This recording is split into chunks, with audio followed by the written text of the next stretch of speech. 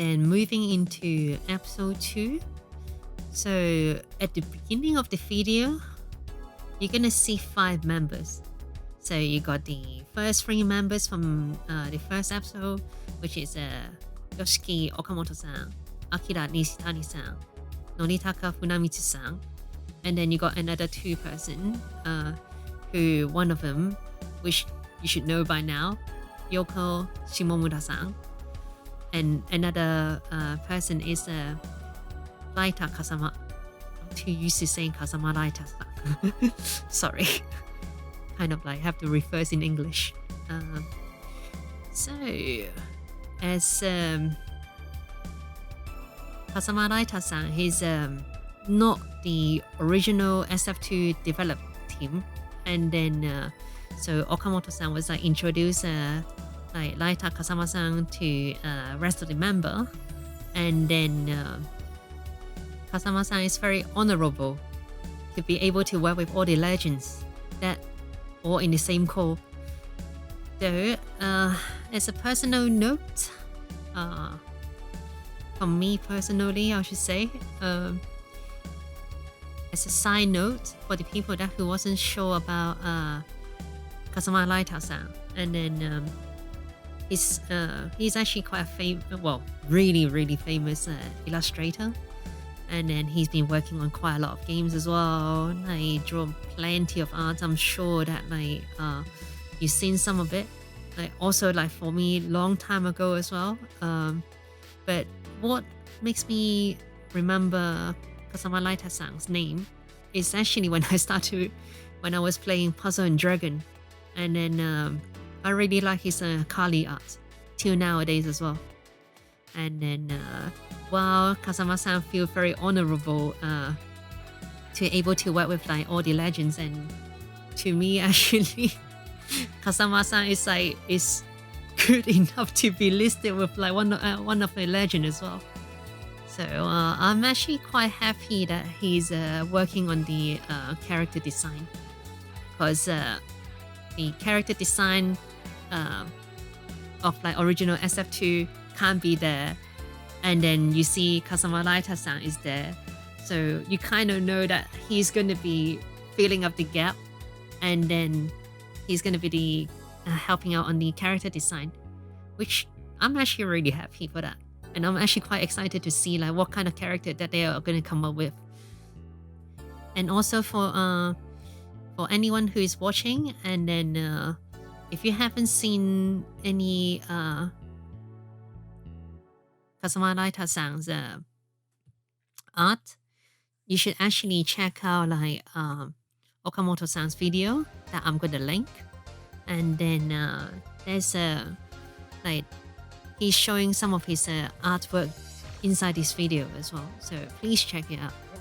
Then Okamoto-san is continue the introduction of like Kazama-san, that like after he finished his uni in America, he joined Okamoto-san's company called Game Republic while he was young. And even though when Kazama-san was young, his skill was top notch. That is what Okamoto-san say. And then after that, the next time that they met, and then it's like a different person, like because Kazama Raita-san become very masculine, like another person. Although, like beside the people or the members that you can see in here, there is other programmers is already on board that they are not in the core, and so it's other role for this project as well, which I don't know who they are, but I would assume that it's some of the members that they already know. I mean, there's some of the members that originally work on SF2. So on the day of the second episode, which Okamoto-san was calling it ceremony of assembly. But right after that, then Okamoto-san was asking Shimomura-san what kind of film that is in her mind right now. And then Shimomura-san was like very shocked by the question, just randomly, well, not randomly, but suddenly just bam at her. And she didn't know how to respond to that, which I think is totally understandable. And once again, Okamoto-san was like repeated to the new joint member, to the core, and then about the idea that he had in his mind. So keep it 2D fighting game, one-on-one, and then start with 12 character, only 8 of them will be playable at the beginning. And then with the update, they were able to use all the character. Then the next update is gonna be become faster, etc., etc. And right after that, Shimomura-san was just like, "That's the same," which that's the idea. Then Okamoto-san carry on and then say that the design that he wants to be a bit more retro, and try to avoid all the try to avoid a bit more sci-fi futuristic to keep it a bit more retro. And then he wasn't sure about the ratio between male and female character in his mind. Even all female character is a doable option as well. But as for me personally, I'll be totally fine with like all female characters. I don't mind that. I'm actually quite happy with it. But I know that his people might not be so happy, so I'm not sure, but like they'll come up with something good. So after Okamoto-san was saying that it's like even all female cast is going to be okay, and then Shimomura-san was just chips in quickly, and then like it's like, so if that's the case, maybe that should be one male character, right? And back to Okamoto-san, he was mentioning that he wants to keep the theme of the character comes from different country, and then come from different part of the world as well. So as they were going to fight other characters, and they would like take the aeroplane and fly to different countries, just like the game we know. And then he asked what kind of character that in the head, or what kind of character do they want for this game. Then Funamichi-san was saying that he wants Jujin, which is like Beastman. And I guess that everyone kind of knows who that is. And I think I'm going to put a screenshot there already, so you should able to see who I'm talking about or what he's meant. And then after that, Kazama-san was saying that actually in the fighting game community, like kind of big grapplers is actually quite popular, and it exists in every fighting game. And also that it will be very good for the variety for the cast as well. And as for me, and I was just like, for you guys that who hate grapplers, screw you. Although one thing that Okamoto-san ships in after that, in reality, actually people that who are actually masculine, they are actually more faster than the people that who are less masculine. But for some reason, in games, they are always slower. Well, I guess like after all, games just a fantasy, which is fine, I guess. And then Kazama-san was wondering that if they should go for like more realistic or just ignore realism is just for fun. And then Nishitani-san was saying that back in SF2, he kind of just think that it's just like, nah, I don't think this character can be exist in real life. And then of course everyone just look at him and giggle. Then the topic goes to what platform that it should be released on. So Nishitani-san was actually like being very ambitious, or having ambitious one way or another. that he wanted to like put it on PS5, and then as soon as he said that, you can look at Okamoto-san's face, and then like his eye was proper big. He was shocked. He was like, "Wow, you think about that far already?" And Kazama-san was like mentioned after that that in Japan, or actually quite a lot of pro players that actually started playing on PC because there's like less delay while they're playing online as well, or just less lag in general.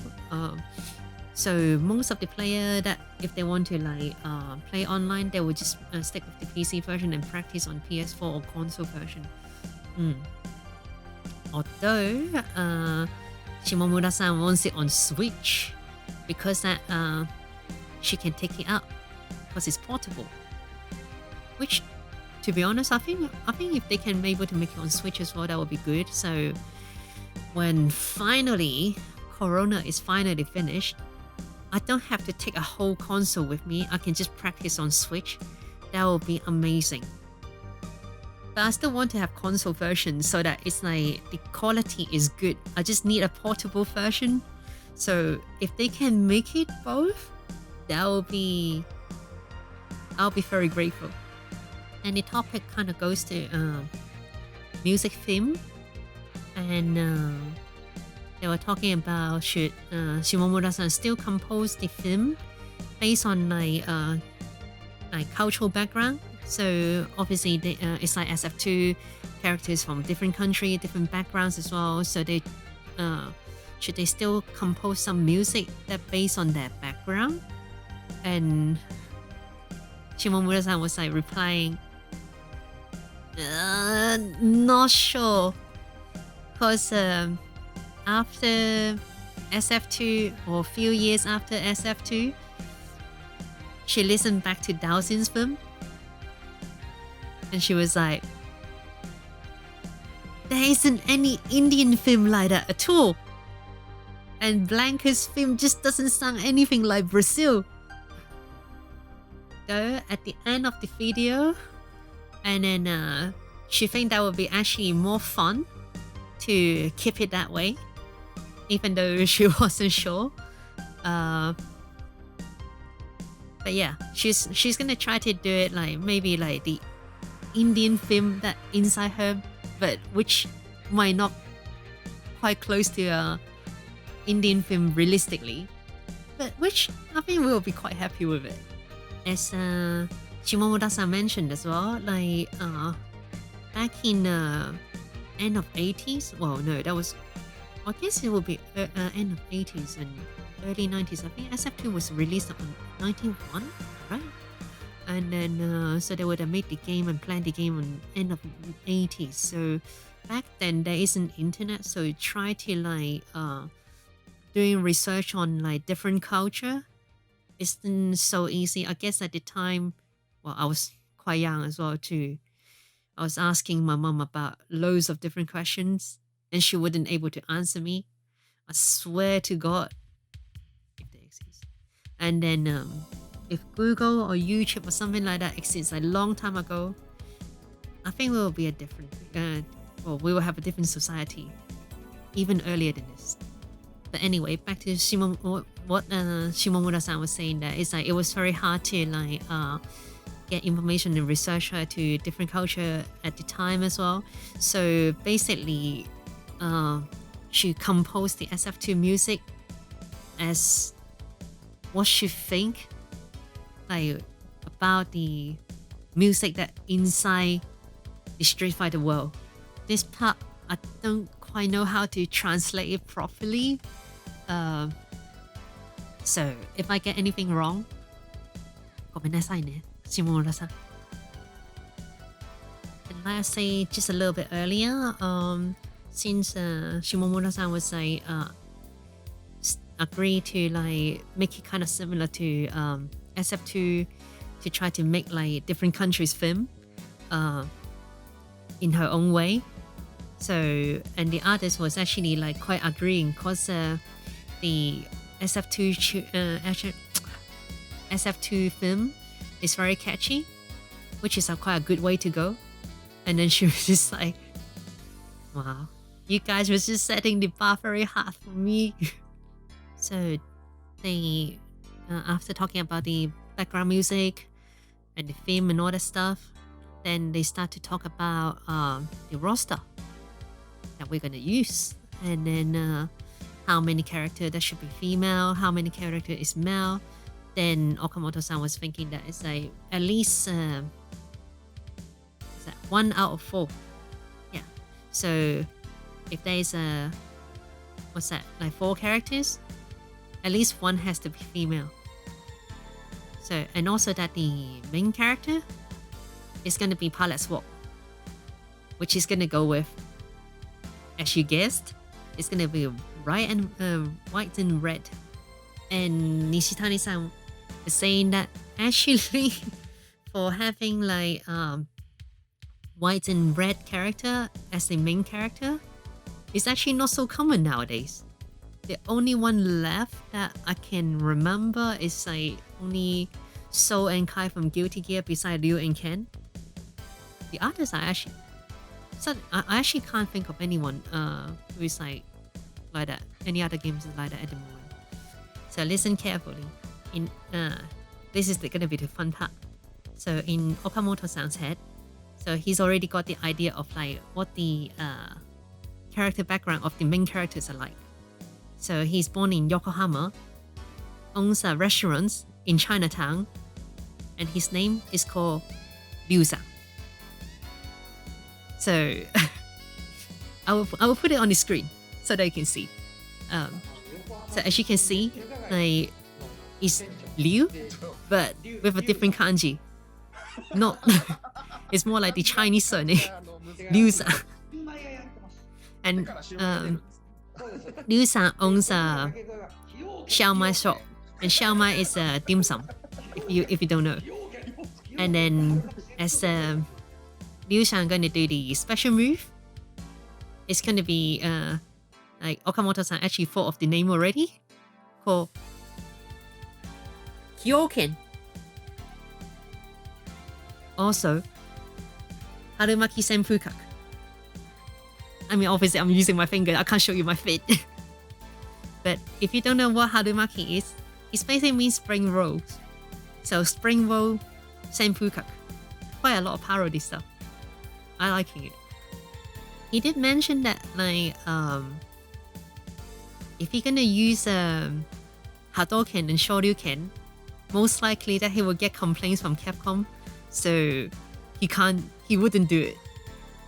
And for the detail, I'd rather not to say in the stream, just in case people getting bad ideas. Then they were talking about if they should make like the objects in the background can be breakable as well. Like, as I remember, like Guile stage, Liu stage, Zangief, even some other stage I can't remember at the moment. Like some of the objects can be break. And also that he was asking that like if they should have a bonus stage as well. And like maybe destroying a car. And Kazama-san was instantly saying that it's just like, I would love to see that happen. So the episode 2 ends on this bit, and then of course due to like Shimomura-san's busy schedule, so obviously everyone's just like treating Shimomura-san as the big sister. They all have to respect her. So obviously the episode will like let her go, and then I stop at this point. Then we will move on to episode 3.